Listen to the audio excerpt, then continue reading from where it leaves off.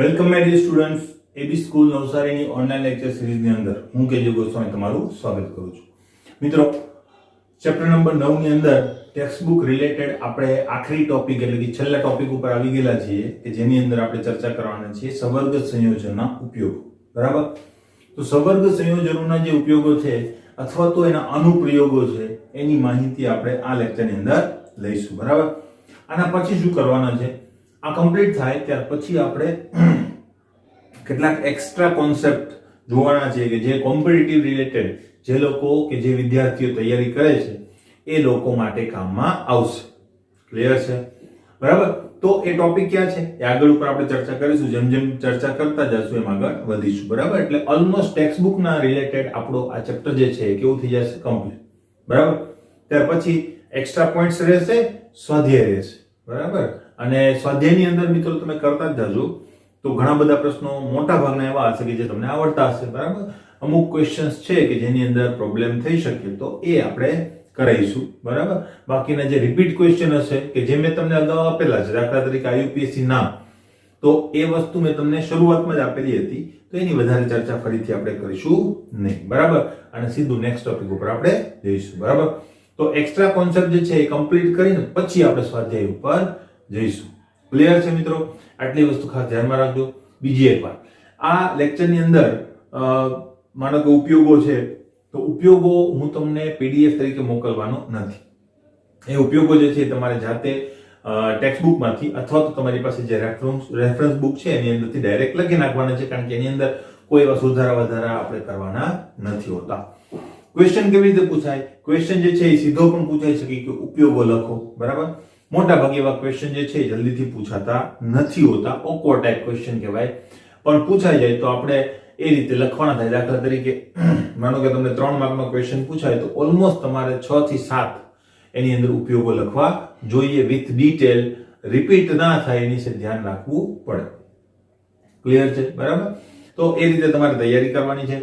બીજું, આ ક્વેશ્ચન જે છે એટલે કે આપણે જે ચર્ચા આજે કરવાના છે તે એ ક્વેશ્ચન જે છે એમસીક્યુ માટે ખાસ અગત્યનો થઈ જશે, કારણ કે એની અંદર ઘણા બધા નામો છે. બરાબર? ઘણા બધા સંકીર્ણોના નામો છે, ઘણા બધા એનાલિટિકલ રિએજન્ટના નામો છે, ઘણા બધા લિગેન્ડના નામ છે કે જે પર્ટિક્યુલર કોઈ વસ્તુ માટે વપરાય છે. તો એ બધા નીચે તમારે અંડરલાઈન કરી લેવી જોઈએ, જેથી કરીને એ શબ્દ કે એ વસ્તુ કોના માટે વપરાય છે એવો પ્રશ્ન જો તમને પૂછાય તો તમને આવડી જવો જોઈએ. ક્લિયર? કે બરાબર અંડરલાઈન પણ કરતા જજો અને સાથે સાથે આપણે જોતા જઈશું. સ્ક્રીન ઉપર જો તમને ડાયરેક્ટ બતાવીશ અને ડાયરેક્ટ આપણે એની અંદર ચર્ચા કરી લઈશું. બરાબર? એકદમ સિમ્પલ ટોપિક છે, ડેટાબેઝનો ટોપિક છે, એટલે વધારે એની અંદર આપણે ડીપમાં જવાની કોશિશ કરીશું નહીં. ક્લિયર? મોટા ભાગની વસ્તુઓ હશે બાયોલોજીકલ ને એનાલિટિકલ અને શુદ્ધિકરણના પોઈન્ટ ઓફ વ્યૂથી હશે કે જે તમે અગાઉ ભણી ગયા છો. કેટલાક પોઈન્ટ એવા હશે કે જે તમને એવું લાગશે કે અગાઉ આપણે આ ચર્ચા કરી ગયેલા છે. બરાબર? તો એ 2 વખત તમારે એ વસ્તુ રિપીટ થઈ જશે, જેના કારણે તમને યાદ રાખવામાં પણ સરળતા રહેશે. ક્લિયર? સાથે હું એક એમસીક્યુ માટેનું એક અસાઇનમેન્ટ તમને મોકલવાનો છું કે જે પીડીએફ ની અંદર હશે. બરાબર? તો એ પીડીએફ જે છે અસાઇનમેન્ટની, એ અસાઇનમેન્ટની અંદર એમસીક્યુ હશે. તો એમસીક્યુ તમારે સોલ્વ કરવાના છે, કારણ કે હવે ટેક્સ્ટ બુક રિલેટેડ આખું ચેપ્ટર કમ્પ્લીટ થઈ ગયું છે તો હવે તમને બધા જ એમસીક્યુ આવડવા જોઈએ, સિવાય કે એક્સ્ટ્રા ટોપિક વાળા. બરાબર? તો એક્સ્ટ્રા ટોપિક જે છે હું તમને કરાવીશ ત્યાર પછી એ એમસીક્યુ આવશે. એટલે એસાઇનમેન્ટ જે છે એની અંદરના એમસીક્યુ તમારે શરૂ કરી દેવાના છે કરવાના. પ્લસ તમારી રેફરન્સ બુકની અંદર જે એમસીક્યુ છે એ પણ તમને આવડી જશે. કોમ્પિટિટિવ લેવલના હશે તો પણ આવડી જશે. બરાબર? જો તમે બરાબર થિયરી અને એના લગતા જે લોજિક છે બરાબર મગજમાં રાખ્યા હશે તો. બરાબર? કોઈ એમસીક્યુમાં પ્રોબ્લેમ થાય તો એ જે પોઈન્ટ છે એનો વિડીયો ફરીથી એકવાર જોવો તો તમને 100% એમસીક્યુ આવડી જ જશે, કોઈ પ્રોબ્લેમ થશે નહીં. કઈ જગ્યાએ કયા પ્રકારના એમસીક્યુ પૂછાય છે એની ચર્ચા હું દર વખતે તમને કરતો જ ગયો છું. જે મોસ્ટ આઈએમપી પોઈન્ટ હતા એની અંદર ખાસ કરેલી છે. બરાબર? તો એની અંદર ખાસ તમારે મહેનત કરવી પડે અને એવા ટાઈપના એમસીક્યુ તમને પૂછાઈ શકે. બરાબર? તો જેટલી મહેનત કરશો એટલું તમને વધારે સરળ લાગશે અને ત્યાર પછી યાદ રાખવામાં ઈઝી પડશે. જો તમને એ વસ્તુ બરાબર મગજમાં બેઠી નહીં હોય, બરાબર, તો તમને યાદ રાખવામાં પણ તકલીફ પડશે અને વોલેટાઇલ મેમરીમાં જશે. બરાબર? એટલે એ વસ્તુ ખાસ ધ્યાનમાં રાખજો. તો આ વસ્તુ ખાસ જોજો. નેક્સ્ટ લેક્ચરની અંદર હું તમને એક અસાઇનમેન્ટ લખવાનું આપવાનો છું. બરાબર? તો એના માટેની પણ તૈયારી તમારે રાખવાની છે. ક્લિયર? અત્યારે એમસીક્યુ આપું છું. નેક્સ્ટ લેક્ચરની અંદર હું શું આપીશ? તમને લખવા માટેનું એક અસાઇનમેન્ટ આપીશ આ ચેપ્ટરનું. તો એના માટે પણ ખાસ તૈયાર રહેવાનું છે. બરાબર? પ્લસ આપણી એક્ઝામ પણ 25 તારીખે છે એટલે એની પણ તૈયારી સાથે સાથે તમારે કરતી જવાની છે, બરાબર. એટલે બરાબર એમાં પરફોર્મન્સ તમારે આપવાનું છે, કારણ કે એ જ વસ્તુ જો પરફોર્મન્સ તમારું કોન્સ્ટન્ટ હશે તો ઓબ્વિયસ છે કે તમારું જે પરફોર્મન્સ છે એ આપણી બોર્ડની એક્ઝામની અંદર પણ એવું જ રહેશે, બરાબર. એટલે અત્યારથી જ કોન્સ્ટન્ટ પરફોર્મન્સ તમારું રાખવાની પ્રયત્ન કરવાનો, સારામાં સારો પરફોર્મન્સ રહે એવા પ્રકારનો પ્રયત્ન કરવાનો, જેથી કરીને આપણને બોર્ડ એક્ઝામ વખતે પ્રોબ્લેમ થાય નહીં. ક્લિયર? તો હવે આપણે એપ્લિકેશન પાર્ટ ઉપર જઈએ, બરાબર. તો જોતા જજો તમે. સમૃદ્ધ સંયોજનો ખૂબ જ ઉપયોગી છે. આ સંયોજનો વિશાળ પ્રમાણમાં ખનિજ, વનસ્પતિ, પ્રાણી જગતમાં હાજર છે અને તેઓ વૈશ્લેષિક રસાયણશાસ્ત્ર, ધાતુ કર્મવિધિ, જૈવિક પ્રણાલી, ઉદ્યોગ અને ઔષધોમાં અગત્યના કાર્યો માટે વપરાય છે, બરાબર, અને જાણીતા છે. આનું કારણ આનું નીચે વર્ણન કરવામાં આવ્યું છે, એટલે જે જ્યાં ઉપયોગો છે એની વર્ણન આપણે કરેલું છે, પણ અહીં શું કીધું છે? ખનિજ, વનસ્પતિ અને પ્રાણી જગત, બરાબર. તો ખનિજોની અંદર પણ ઘણા બધા પદાર્થો એવા છે જે કોમ્પ્લેક્સ સ્વરૂપે જ મળે છે, બરાબર. પછી બીજી વસ્તુ કે ઘણી વખત પ્રાણી જગત અને વનસ્પતિ જગતની વાત કરીએ તો બાયોલોજીની વાત છે, પણ મોટા ભાગની વસ્તુ જે છે ને કોમ્પ્લેક્સ સ્વરૂપે છે. દાખલા તરીકે વિટામિન્સ, તો બી વિટામિન તમને ખબર છે, સાયનોકોબાલેમાઇન, બરાબર, B12. તો સાયનોકોબાલેમાઇનમાં કોબાલ્ટ ધાતુ છે, બરાબર, કે જે આપણે જૈવિક પ્રણાલી માટે ઉપયોગી છે. હિમોગ્લોબિન જુઓ તો હિમોગ્લોબિનની અંદર આયર્ન છે. ક્લોરોફિલ વનસ્પતિમાં તો એમાં પણ શું છે? ધાતુ આવેલી છે. ક્લિયર? એટલે અલ્ટિમેટલી બધા કોમ્પ્લેક્સ સ્વરૂપના જ હોય છે. એટલે કોમ્પ્લેક્સ જે છે એ આપણા જીવન અને આખી પ્રણાલી માટેનું એક અગત્યનું પરિબળ છે અને અગત્યનું સંયોજનનું એક ટાઈપ છે, બરાબર, કે જેના વગર જીવન શક્ય હોતું નથી. એટલે આ અગત્યના સંયોજનો હતા ને એટલા માટે જ આપણે વર્ણનને ખૂબ વધારે નોબેલ પારિતોષિક પણ આપેલું હતું એના આ રિસર્ચ માટે, કારણ કે ત્યાર પછી જ આપણે સમજી છીએ કે આ સંયોજનો ખરેખર કેવી રીતે બને છે. ક્લિયર? હવે તમને પણ ખબર હશે કે આ સંયોજનો કેવી રીતે બને છે. તો હવે એક પછી એક ઉપયોગ લેતા જઈએ, બરાબર. પહેલો ઉપયોગ આપણી પાસે છે, સમૃદ્ધ સંયોજનો ઘણા ગુણાત્મક અને જથ્થાત્મક રાસાયણિક વિશ્લેષણમાં એટલે કે પૃથ્થકરણની અંદર ઉપયોગી જણાયા છે. ધાતુ આયનની ઘણા લિગેન્ડ, ખાસ કરીને કિલેટિંગ કારક લિગેન્ડ સાથેની રંગ આપવાની પૃથ્થકરણની પ્રક્રિયાઓ જે સમૃદ્ધ સ્પીસીઝની રચનાનું પરિણામ છે અને આ બાબત ચીરસમ્મત ક્લાસિકલ અને ઉપકરણીય પદ્ધતિ દ્વારા, ઉપકરણીય એટલે આપણે જે ઇન્સ્ટ્રુમેન્ટ દ્વારા જે કરીએ છીએ તે, એમાં ધાતુની પરખ અને પરિમાપન માટે પાયો બને છે. શું કહેવા માંગે છે? અલ્ટિમેટલી આ લિગેન્ડ જે છે એ ઘણી બધી ધાતુઓના પરિમાપન એટલે એનાલિટિકલ પર્પઝ માટે. એનાલિટિકલ પર્પઝ બે પ્રકારના, ક્વોન્ટિટેટિવ અને ક્વોલિટેટિવ, બરાબર. તો ક્વોલિટેટિવ નો મતલબ કઈ ધાતુ છે એ આપણને ખબર પડે, તો એના માટે પણ આપણે કિલેટનો ઉપયોગ કરી શકીએ, અને કેટલા પ્રમાણમાં છે એ જાણવા માટે પણ આપણે આવા લિગેન્ડ્સનો ઉપયોગ કરી શકીએ. દાખલા તરીકે નિકલ છે, બરાબર, તો નિકલ કેટલા પ્રમાણમાં હાજર છે કેમ ખબર પડે, અથવા તો નિકલ છે કે નહીં કેમ ખબર પડે? તેના માટે આપણી પાસે એક DMG કરીને પદાર્થ છે કે લિગેન્ડ છે, ડાયમિથાઇલ ગ્લાયોક્સાઇડ, કે જેને નાખવાથી તમને લાલ કલર મળે, અને એ લાલ કલર જો આવે તો નિકલ પ્રેઝન્ટ છે, બરાબર. લાલ કલરની ઇન્ટેન્સિટીથી કેટલા પ્રમાણમાં તે પ્રેઝન્ટ છે પણ તમે કેલ્ક્યુલેટ કરી શકો, ખબર પડે. તો આવા પ્રકારના લિગેન્ડ જે છે ક્વોલિટેટિવ, ક્વોન્ટિટેટિવ એનાલિસિસ માટે ઉપયોગી છે, અને કેટલાક નામ તમને નીચે આપેલા છે.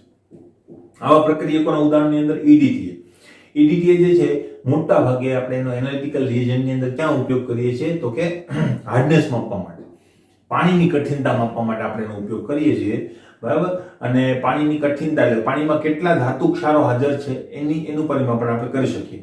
EDTA નો બેસ્ટ ગુણધર્મ શું છે? EDTA કોઈ પણ ધાતુ સાથે 1:1 પ્રમાણમાં જોડાય. આ એની મેઇન લાક્ષણિકતા છે. કોઈ પણ ધાતુ આયન કોઈ પણ ઓક્સિડેશન અવસ્થામાં હોય તો એની સાથે 1:1 પ્રમાણમાં રિએક્શન બનાવે, બરાબર. આ એની ખાસ ખાસિયત છે અને એના કારણે જ આપણે EDTA નો ઉપયોગ કરીએ છીએ. EDTA નો ઉપયોગ ચિકિત્સીય ક્ષેત્રે પણ છે, બરાબર. તો એ આપણે આગળ આવશે ત્યારે જોઈશું, બરાબર. તો એક વસ્તુ આપણે જોઈ EDTA.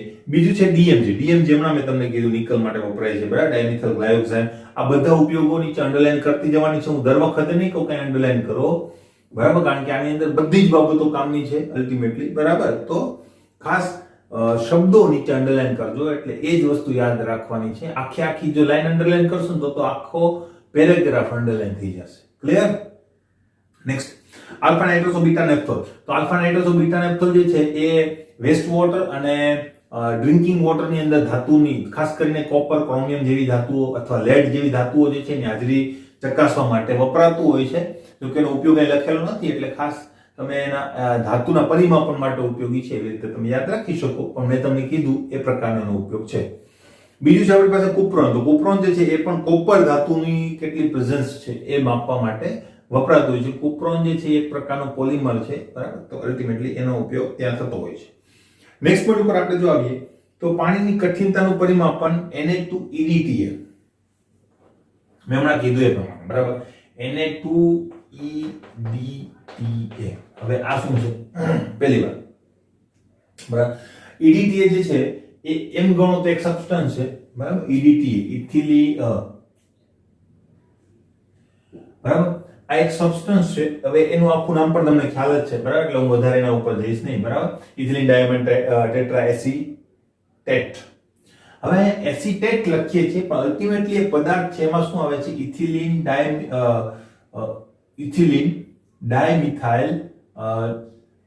ડાયએમાઇન tetra acetate. Ethylene diamine tetra acid. તો આની અંદર શું છે? હવે આખું તમને કહી દઉં. જો એક, બરાબર, ઇથિલિન CH2 એમાઇન હશે અને આ જગ્યાએ એ જોડાયેલા હશે, બરાબર. Tetra acid. હવે એસિટેટ લખીએ છીએ કારણ કે આપણે એને લિગેન્ડ તરીકે આ રીતે જ લખીએ છીએ, એસિટેટ, આમ, બરાબર. કદાચ તમને દેખાતું નહીં હોય તો આ રીતે, બરાબર. આ રીતે આપણે લખીએ છીએ. હવે આ બધી જગ્યા હશે, બધું લખતો નથી હું, આ દોરાવેલું છે મેં તમને સ્ટ્રક્ચર. તો ઇથિલિન ડાયમાઇન ટેટ્રા એસિટેટ. પણ અલ્ટિમેટલી આ પદાર્થ કયો છે? ટેટ્રા એસિટિક એસિડ છે. પદાર્થ તરીકે લ્યો તો એ શું છે? Tetra acetic acid. પણ આપણે તો આયન તરીકે આપણે એને લિગેન્ડ તરીકે લઈએ છીએ. એની ઉપર ચાર્જ કેટલો લઈએ છીએ? -4, બરાબર. તો હવે શું છે? આ પદાર્થ જે છે એને ટેટ્રા એસિટિક એસિડ તરીકે તમે જો લ્યો તો એ ઇનસોલ્યુબલ છે, અદ્રાવ્ય. ઘણા અલ્પદ્રવ્ય લખે, બરાબર. તો ઇનસોલ્યુબલ હોવાના કારણે શું થાય? તો જલ્દીથી દ્રાવ્ય થતો નથી. જો દ્રાવ્ય ના થાય તો રાસાયણિક પ્રક્રિયા કરી ના શકે, બરાબર. સોલિડ સ્ટેટમાં તો રાસાયણિક પ્રક્રિયાઓ થતી નથી, બરાબર. તો શું થાય? તો અદ્રાવ્ય હોવાના કારણે શું થશે? એને સોલ્યુબલ તો બનાવવો પડે. તો સોલ્યુબલ બનાવવા માટે એનો ક્ષાર આપણે યુઝ કરીએ છીએ.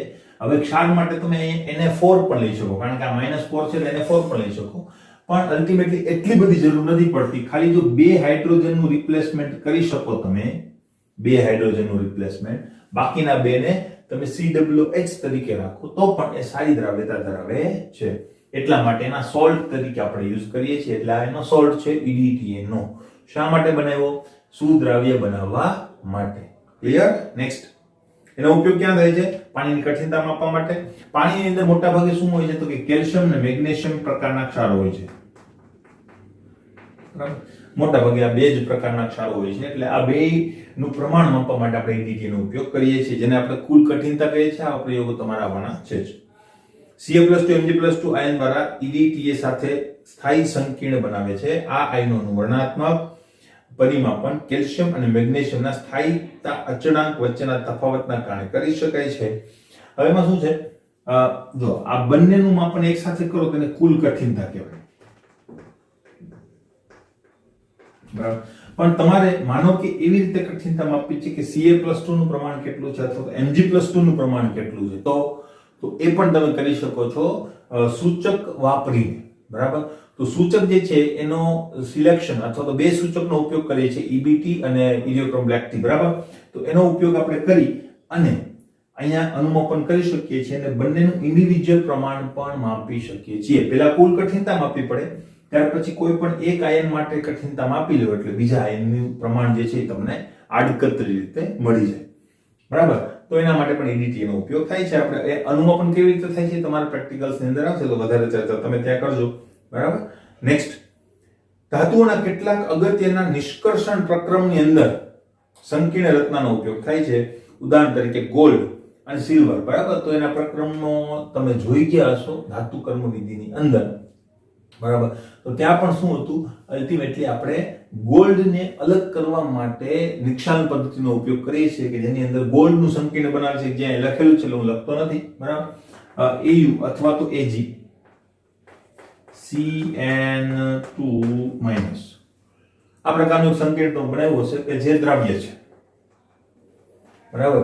તો આનો ઉપયોગ તમે કરી શકો. KCN અને NaCN વડે આ બધું થાય છે. AU જે છે એને KCN વડે કરવામાં આવે છે, AG હોય તો NaCN નો ઉપયોગ કરવામાં આવે છે અને નિક્ષાલન પદ્ધતિ દ્વારા તમે ગોલ્ડને અલગ કરી શકો, કારણ કે કોમ્પ્લેક્સ બનાવે છે ને કોમ્પ્લેક્સ કેવો છે, શુદ્ધ દ્રવ્ય છે, બરાબર.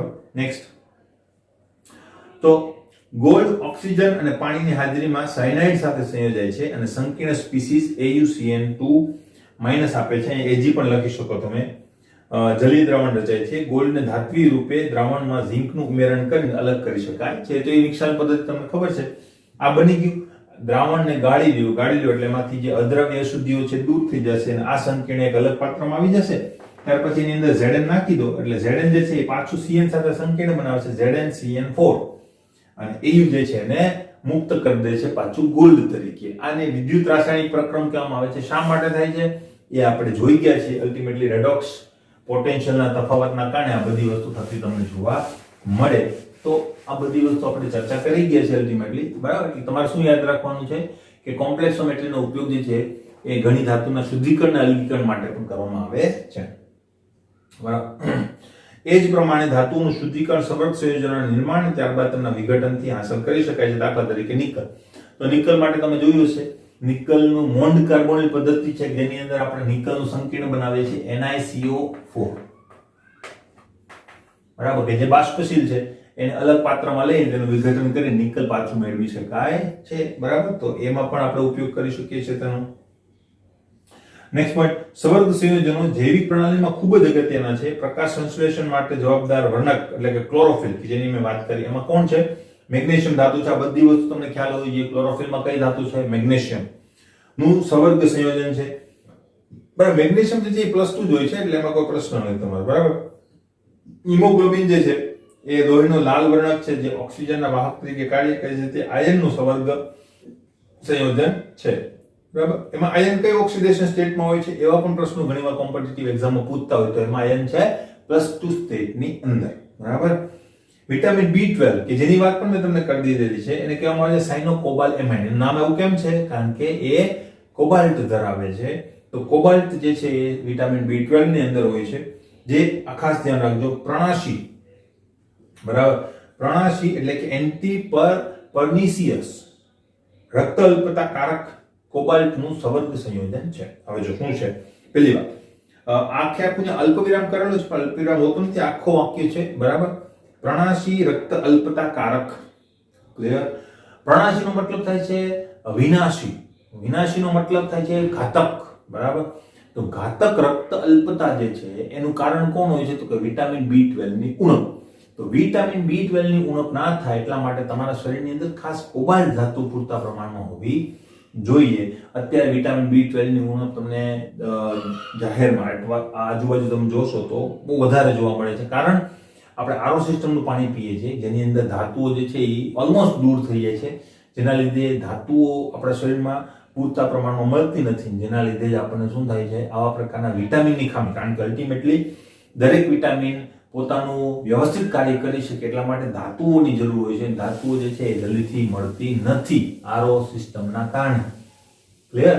તો એના કારણે આ બધી વસ્તુ તમને જોવા મળે છે. તો આપણે ખાસ એ વસ્તુ જોવાની છે કે કોબાલ્ટ જે છે એ વિનાશી અથવા તો પ્રણાશી રક્ત અલ્પતા માટે, રક્ત અલ્પતા ની ક્યોર કરવા માટે, બરાબર. એટલે એ પોતે ઉત્પન્ન નથી કરતું પણ એની ઉણપના કારણે ઉત્પન્ન થાય, તો એના માટે એ ખાસ અગત્યનું સંયોજન છે કે જે સંકીર્ણ સ્વરૂપે હોય છે. અને કોનું સંકીર્ણ છે, કોબાલ્ટનું સંકીર્ણ છે. નેક્સ્ટ પોઈન્ટ ઉપર આવીએ આપણે.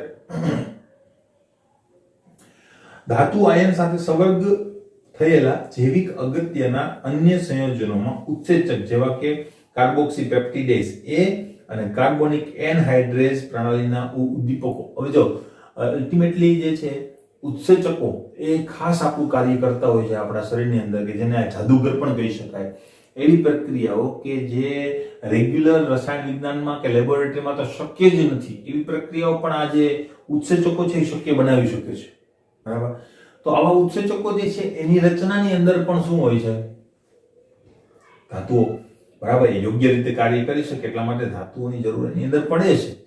હવે ક્યાં જોશો તમે જૈવિક અણુઓ નામનો જે પાઠ છે આપણે ભણીશું ત્યારે આપણે આ પોઈન્ટ્સની ચર્ચા કરીશું કે ભાઈ ઉત્સેચક કેવી રીતે કાર્ય કરે છે, ઉત્સેચકનું બંધારણ કેવું હોય છે, એની અંદર કઈ કઈ વસ્તુઓ સામેલ હોય છે. તો ત્યાં પણ ધાતુઓ અગત્યનું સ્થાન ધરાવે છે. તો એ પણ એક પ્રકારનો મેટલ કોમ્પ્લેક્સ છે એમ પણ આપણે કહી શકીએ. તો ઉત્સેચકોના બે નામ આપેલા છે તો ખાસ એ યાદ રાખવાના છે. એના MCQs તમને મળશે તમારી રેફરન્સ બુકની અંદર. કાર્બોક્સી પેપ્ટિડેઝ A અને કાર્બોનિક એનહાઇડ્રેઝ. ક્લિયર. નેક્સ્ટ પોઈન્ટ ઉપર જો આવીએ આપણે, સંવર્ગ સંયોજનો ઘણા ઔદ્યોગિક પ્રક્રિયામાં ઉદ્દીપક તરીકે વપરાય છે. દાખલા તરીકે રોહોડિયમનો સંકીર્ણ જે છે બરાબર PH3P બરાબર થ્રાઇસ RHCl અને વિલ્કિન્સન ઉદ્દીપક કહેવામાં આવે છે. ખાસ અંડરલાઈન કરી લેજો, ઘણા બધા MCQ ની અંદર એ વસ્તુ જોવામાં આવે છે. જે ક્યાં ઉપયોગી છે? તો આલ્કીનના હાઇડ્રોજનીકરણની અંદર ઉપયોગી છે, એટલે કે એક પ્રકારનો રિડક્શન કારક પણ તમે એને કહી શકો. ક્લિયર. નેક્સ્ટ પોઈન્ટ ઉપર આવીએ. વસ્તુ અને સંકીર્ણ દ્રાવણો, એટલે કે બે સંકીર્ણો આપેલા છે. એક Ag નું સંકીર્ણ કે જે આપણે ઉપર જોયેલું હતું અને બીજું સંકીર્ણ છે Au નું સંકીર્ણ, જેને ગોલ્ડ નું સંકીર્ણ કહી શકાય કે જે આપણે ઉપર જોયેલા હતા. માંથી સિલ્વર અને ગોલ્ડ લીસો અને એક સરખો વિદ્યુત ઢોળ ચડાવી શકાય, જે સાદા ધાતુ આયનના દ્રાવણ કરતા વધારે સારો હોય છે. તમે સીધો ઢોળ પણ ચડાવી શકો. દાખલા તરીકે તમે એમ કરી શકો કે જો આપણને ખબર છે સિલ્વરનો ઢોળ ચડાવીને આપણે કાચ બનાવી શકીએ, મિરર બનાવી શકીએ. તો એની અંદર આપણે AgNO3 નો ઉપયોગ ના કરી શકીએ? મળે જ છે. બરાબર. તો આપણે શા માટે AgNO3 નો ઉપયોગ નથી કરતા? આપણે AgCN2- નો ઉપયોગ કરીએ છીએ. કેમ? બે ઉપયોગ કરી શકાય, કોઈ વાંધો નહીં. બેમાં સેમ જ પ્રોસિજર હોય છે, એમાં કોઈ ઇશ્યુ નથી. પણ અલ્ટિમેટલી શું થાય છે, આ જે છે એ ધીમે ધીમે સિલ્વર આયન રિલીઝ કરે, ધીમે. તો શું થાય? તો ધાતુની કાચની ઉપર જે ઢોળ ચડે છે અથવા તો જે લેયર બને છે Ag સિલ્વરનું, એ એક સરખું બને છે, જેના કારણે મિરર કે કાચની ગુણવત્તા જે છે કેવી બને છે? સારી એવી બને છે. જેના લીધે આપણે આનો ઉપયોગ કરીએ છીએ, આનો ઉપયોગ કરતા નથી, કારણ કે આ વધારે ઝડપથી પ્રક્રિયા કરે.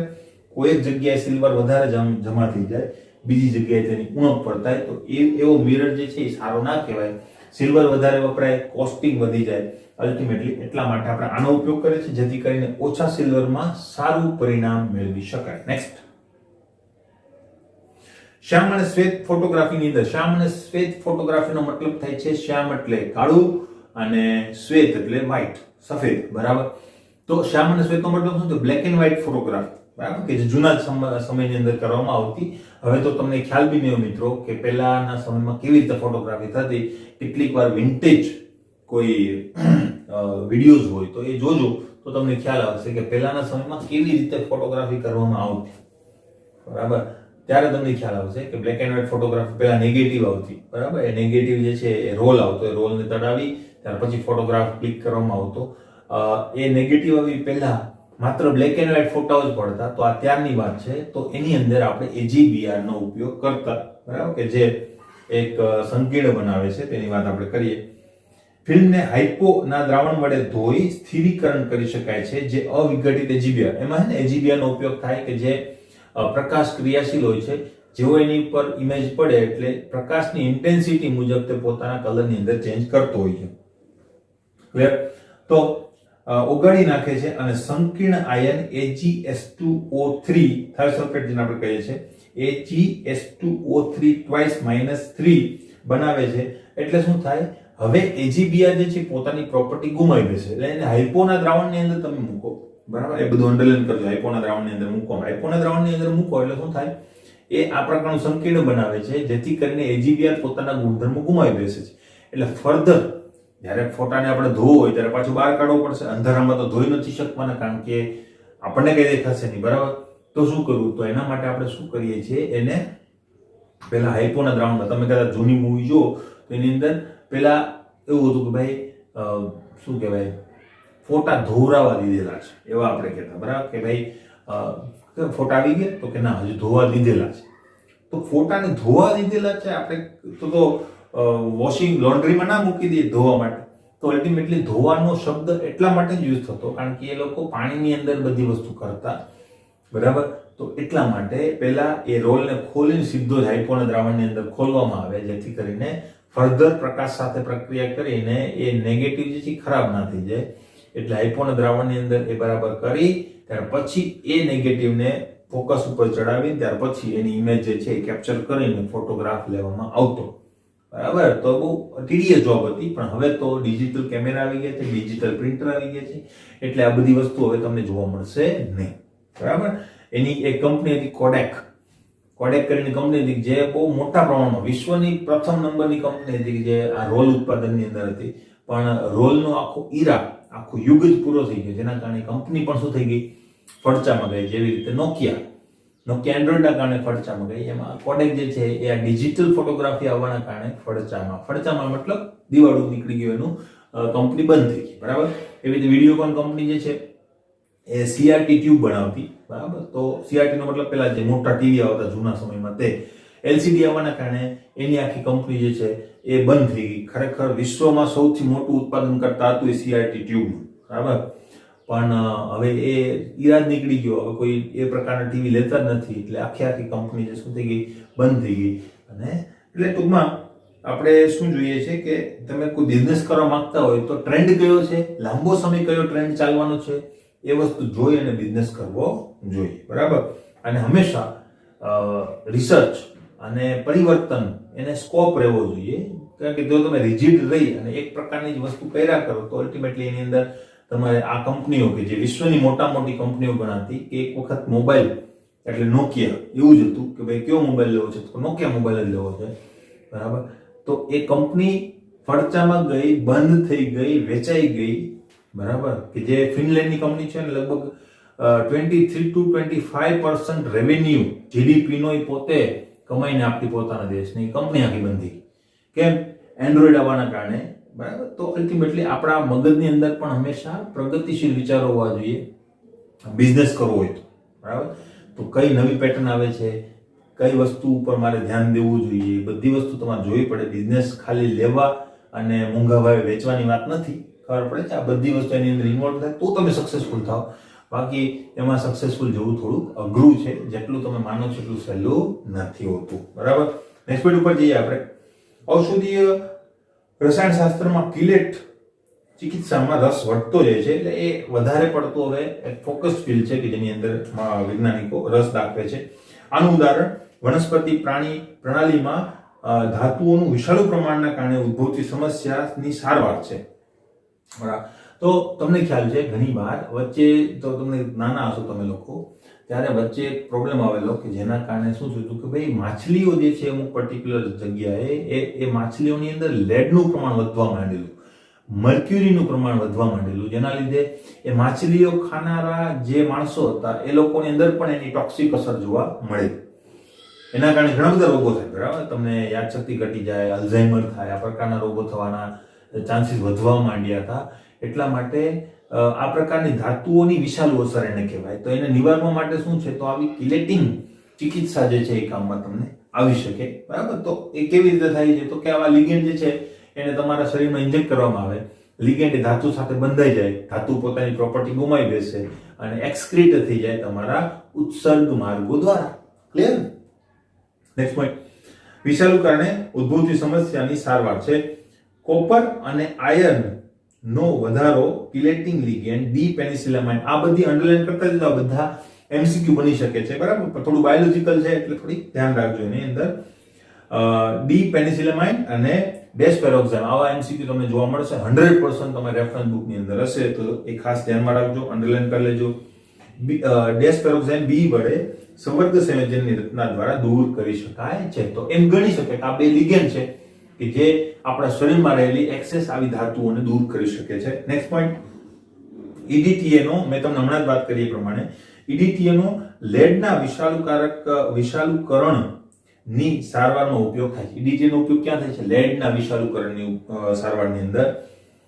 પ્લેટિનમના કેટલાક સંવર્ગ સંયોજનો અસરકારક રીતે ગાંઠની વૃદ્ધિ અને નિરોધક તરીકે કાર્ય કરે છે. ઉદાહરણ છે સિસ્પ્લેટિન અને એના સંબંધિત સંયોજનો. તો સિસ્પ્લેટિન સાથે બીજું કોણ હોય છે ખબર? કાર્બોપ્લેટિન હોય છે. આ બે સંયોજનો પ્લેટિનમના છે કે જે ગાંઠની વૃદ્ધિ. હવે ગાંઠની વૃદ્ધિ આ શું? બરાબર, તો અલ્ટિમેટલી એ ગાંઠ સાદી ગાંઠની વાત નથી કરતા, એ વાત કરે છે કેન્સરના ટ્યુમર કે ગાંઠની.